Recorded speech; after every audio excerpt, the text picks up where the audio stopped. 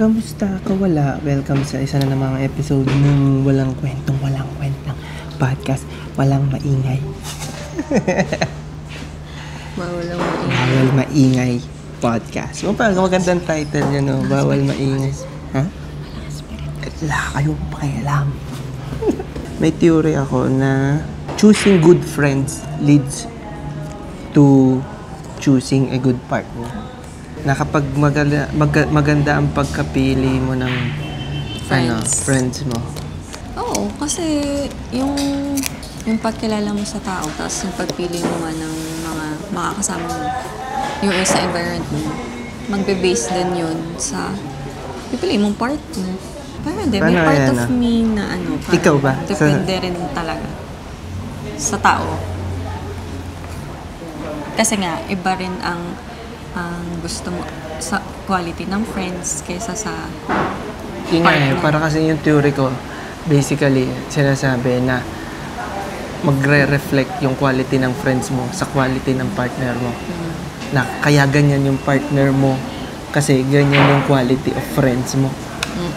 May connection ba? Friendship mo at saka yung sa partner mo. Siguro kung sila yung mag-judge kung sila yung mag-judge. Pwede yun. Uy, ano ba yan? Okay ba yan? Or maramdaman nila na o kaya pag may nababalitaan na sila about sa guy. Pwede rin yun. Factor din yun. Parang yung ganong connection lang ang tingin ko sa friends. Pero kasi depende pa rin sa'yo kung parang guidance sila. Ginaguide ka nila. Nagpapayo sila sa'yo na ganito. Kasi parang usually naman parang another set of eyes lang. Para i-filter yung manliligaw mo. Parang ganyan. Or yung nililigawan mo. Kasi at the end of the day, decision mo pa rin kung syempre, ikaw naman makikisama doon sa partner mo, hindi naman yung friends mo. Yun yung isang way to connect it. Pero hindi yun yung theory ko. Kasi yung sa base na sinabi mo, parang ang ending is ikaw pa rin. Yes. Nasa sayo pa rin yung Pero decision. How come naging theory mo yun? Bakit na-experience mo ba yun? Hindi naman. Ba't mo yun hindi ko masabi pala. Kasi yun nga, yung theory ko is hindi siya ganong level of connection between friends and yung sa pagpili mo. Parang more on internally, subconscious. Na para kung ano yung qualities ng friends mo, yun yung hahanapin mo sa partner mo? Pwedeng ganun. Yung treatment nila sa akin. Hindi mo napapansin yun pala yung nagiging standard ko subconsciously na sa pagpili ng partner. Kasi kung ako tatanungin kung ano yung pinagkaparehas, it's both a relationship. Yung friendship is a relationship. Boyfriend-girlfriend is a relationship. So yun yung similarity niya. Na ngayon, dahil na-train ko ang sarili ko na good friends, ang standard ko is ganito sa friends. Yung standard ko ngayon sa pagpili ng relationship ng partner is mataas din. Kasi nasanay ako na yung friends ko is quality. Ang ending ko is yung pagpili ko ng partner, quality rin. Although tama rin yun, interpretation na sila yung nag-guide sa'yo, sila yung nagsasabi sa'yo ng oy, wag yan, ganyan. Pero parang yun kasi is surface level, exterior. Yung theory ko is interior, internally. What you think? No. Anong no? Hindi? I'm not Hindi ka convinced sa theory? Pero theory lang to, hindi ko sinasabing tama. Sige, ano nga yun sa'yo? Bakit sa tingin mo hindi? Kasi minsan may circle of friends ka na Hindi, pag sinabi kasing circle of friends, yun yung mo na talaga ka-close mo. Pag sinabihan ka na sinong barkada mo, meron ka na agad group of people na nasa isip mo, di ba? Paano ka, kunyari, puro girls kayo, paano mo siya magiging, kung paano ka tratuhin nila sa magiging partner mo? Paano mo siya mako-compare? I mean, paano mo siya magiging standard kung puro girls naman kayo? Or kayo puro boys? Kasi may pa rin siya may treatment pa rin kayo Oo, between pero, each other, di ba? Pag kayo, puro lalaki, Steve, Steve, upo ka. May pawis ka. Diba? Bagay. May point Ano ka doon. gagawin niyo, di ba? Oo nga naman. Di ba? Paano magiging stand? Yung aking mga boy space friends, ganito, maganto. Ano expect mo dun sa yung magiging girlfriend? Pero in general, pwede mong masabi kung tinatrato ka nga na okay ng friends mo. Di ba? Hindi lang naman yun yung way Hindi lang naman yung way na sa pagpupuna, sa pagpapaupo sure. sa'yo. Like for example, halimbawa na lang, Not friends hindi ka... specifically, pero ng tao. Hindi sila nagte-take advantage sa'yo. Na, uy, palibre. Uy, libre mo naman ako dyan. Uy, ako... Diba? Hindi sila ganun. Or Yung magbayad. friends mo, hindi ganun. Ang bayad mo, ganyan. Ikaw Or yung... magbayad. Yun, in general, yung treatment sa'yo. Hindi siya nagsabi na natin, hindi nagte-take advantage yung friends mo sa'yo. So, kapag meron ka ng partner, Alam ko na. Ang alam ko na kung bakit magiging mo ang iyong friends is, kunyari may partners yung friends mo. Pwede. Nakikita mo sa kanila. pwede din yun. Pero yun nga, yung sa theory ko kasi is more on quality ng quality ng relationship mo with your friends ay nakaka-apekto sa kung hanap ng partner. Oo. Kasi hindi ka nagsesettle dahil bakit ako magsesettle dun sa treatment niya sa akin ganun? Yun lang. Sa friends ko, bare minimum lang yung ihatid at sundo ako. Tapos yung pipiliin kong partner, hindi ako mahatid. Dahil yung friends mo, maganda ang trato sa'yo. Hindi pwede sa'yo ngayon na wala lang yung sa partner mo. Dahil, ba't ko i-entertain yun? Yung friends ko nga, mas natratrato ako mabuti. Pero extreme example yun. And this, ko talaga siya. Not same sex. Hindi. Kahit, kasi not relationship same is relationship eh. Friendship is a relationship. Oo, but different levels, mahal. Ewan ko. Parang ito. Ikaw, hindi. I-move Wait natin lang. ng konti. Hindi, ito ha. Ikaw, nung naging tayo, paano mo nagamit yung theory na yun? Hindi, yun nga. Kaya nga, kasi nga theory.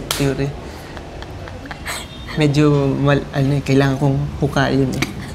Kailangan kong yung meaning na hindi pwedeng ganun lang. Surface level, kailangan kong hukayin pa talaga para magkaroon ng meaning. Kunya, di ba may friends ka din na girls? So how did... Hindi, pwede kasi huwag ka ma-stuck na opposite sex lang. Kasi, yan, katulad niya, halimbawa, sabihin natin doon sa friendship namin, in fairness, doon sa friendship namin, medyo ang role ko is pasimuno. Sabihin na natin, ganyan. So, pwedeng yun sa relationship natin.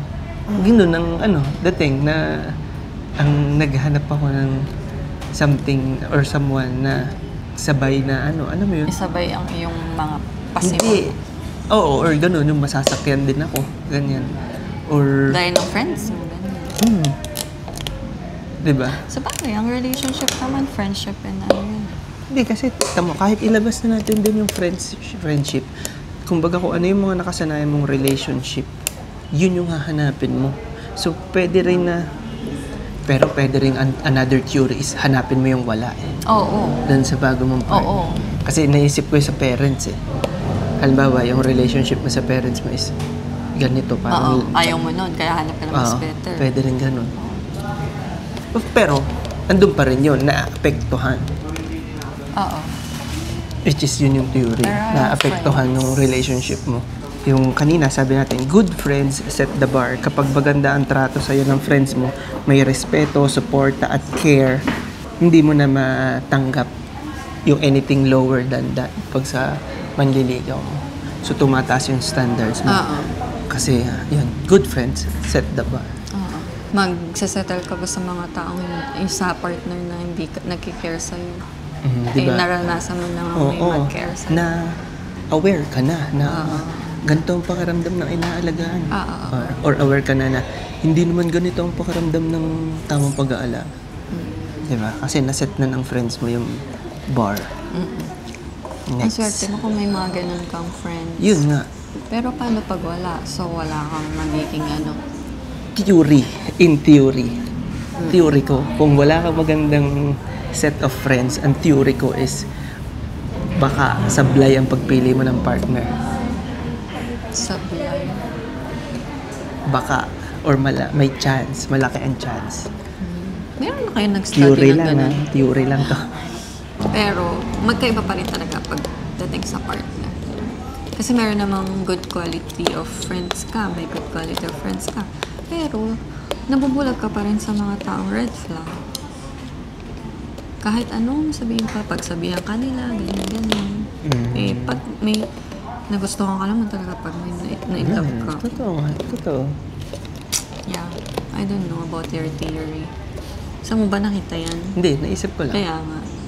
Naisip ko lang. Siguro hindi lang friends. Siguro Hindi, sa taong nakapaligid sa na-formulate ko siya dahil sa isang kakilala na hindi ko papangalanan.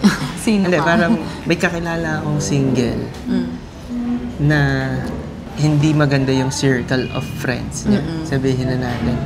So, naisip ko na yun yung theory na baka kaya siya single. Yes, hindi maganda yung circle of friends. Yeah. Akala ko naman, kunyari, di ba yung mga napapanood natin sa movies, yung mga circle of friends, puro kabit. Kaya nagiging kabit ka na din, ganyan. Hindi. Parang, Birds of the same same feathers. flocks together. Feathers. Diga? Yeah. So, yun ang gusto mong iparating din sa sa theory mo. Na parang... Kung ano sila, ganun ka din. Hindi. Yun yung standard mo eh. Kung ano yung Diba? tinatanggap mong klase ng From them. relationship from your friends, ganun din yung klase ng relationship ang Hindi yung tatanggapin kung mo sa anong partner. ugali meron sila. Hindi yung kung anong relationship meron sila. Ganyan din yung Hindi, relationship. iba pa yun. Ibang theory yun. Ikaw, sa tingin mo, anong... May sense mo? May sense ba yung pinag-usapan natin? Oo. Meron ba? Meron. May natutunan yan, tanong. Matalino yung kawala eh. Sige, panapos. Tapusin na natin. Ikaw. Sa akin, sa pagpili ng partner, wala, nasa sarili mo din talaga yan. Kasi, sa mga friends mo, mga loved ones, yan, iaano ka lang nila, ika-guide ka nila, igsasabihan, pero syempre, ikaw pa rin ang pipili. Sabi nga nila, kung ano man yung mga nangyayari sa buhay mo is kasi yun yung Kasalanan ka. path na pinili mo. Ano ba nangyayari sa buhay mo? Kasalanan mo yan. Wala kang dapat sisihing iba na, ay, kasi sabi nito, kasi ito yung pinaramdam ng friends ko, na ganyan. Sige. I'll let you finish. Diba? Kasi choice. Hindi wala kang... Well, Diba ganun yung theory hindi mo sila pwedeng sisihin. See? Kasi nga, hindi. Kasalanan mo. Kaya nga, yun yung sinasabi ko. Ay, sabi mo sisisihin mo sila. Hindi. Sabi ko sa kanila. Oh. Wala sa kunyari may napili silang partner. Na kaya naman nga talaga ng kung paano sila itrato ng friends niya. Kundi yun na yung standard. Pero, pagtagal, nagbago. Or kasi nga, ang friends, nakakasama mo lang naman, hindi lagi, hindi kumpara sa partner mo. Hindi, minsan mas matagal mong kasama ang friends mo kaysa sa partner mo. Bago pa kayo. Pero mas malalim kasi, mas deep pag partner. Oo, pag partner mo na. So, ibig sabihin, na-screen mo na yun. Hindi, ng isang taon, may screen mo na yun. Posible, ito nga. Ilang taon bago ko na-screen. Aba? Ako, bago mo ako na-screen. Ganyan, diba? Hanggang ngayon, ganyan. Nini-screen ko pa din siya. Ikasal na kami, ilang taon na, 6 years na. Pero may standards ka na ng mga dapat ganito yung treatment ko sa'yo.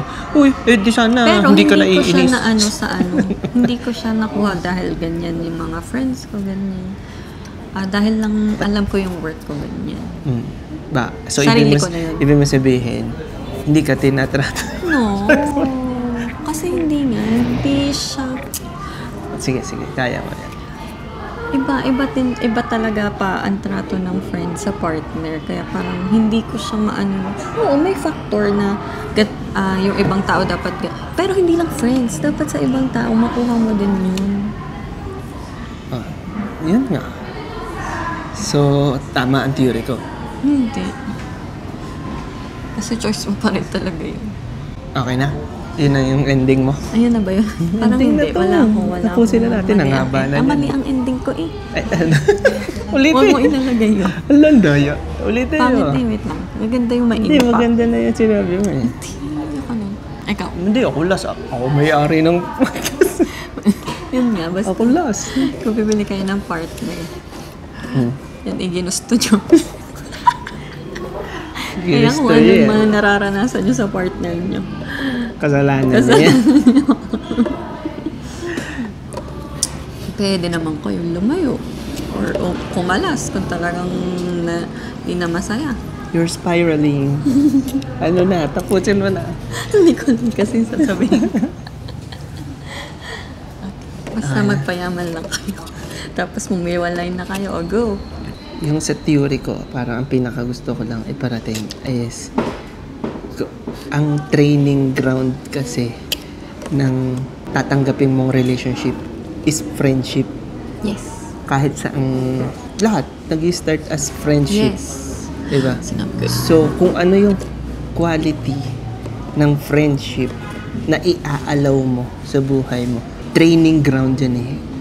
Magiging yun yung makakasanayan mo na ialaw sa buhay mo. So, kung yung friendship is sasanayin mo yung sarili mo na okay or allowed sa buhay mo yung pangit na quality ng friendship, tendency is sa pagpili mo ng relationship sa partner is i-allow mo rin yung ganong kapangit na quality ng relationship. Since yun nga yung nare-receive mo since Since yun ang day sinanay one. mo. Since day one. Since yun ang sinanay mo sa Yes, sarili yes, mo. yes. So, yun yung sa akin. Yun yung theory ko. Na basically, ang sinasabi ko lang is huwag mo sanayan ang sarili mo sa relationship na pangit. Mag-start ka sa friendship pa lang. Huwag mo nang hintayin na sasanayin mo yun sa pagpili ng partner. Sa pagpili pa lang ng friends, barkada, sanayin mo na yung sarili mo ng good relationship. Oh, tama. So, yun talaga yun. Wala na, Marami tapos namin na. So, dapat i-start mo sa friends bago ka humanap ng relationship. Sabi ko, ako tatapos eh. Kasi doon naman talaga nag-start, diba? Sa friends. Friendship, ganyan. Kahit yung mga manliligaw mo, ganyan. Nagiging friend mo muna. Hindi, Kaya nga. So, agree ka na sa akin? Hindi.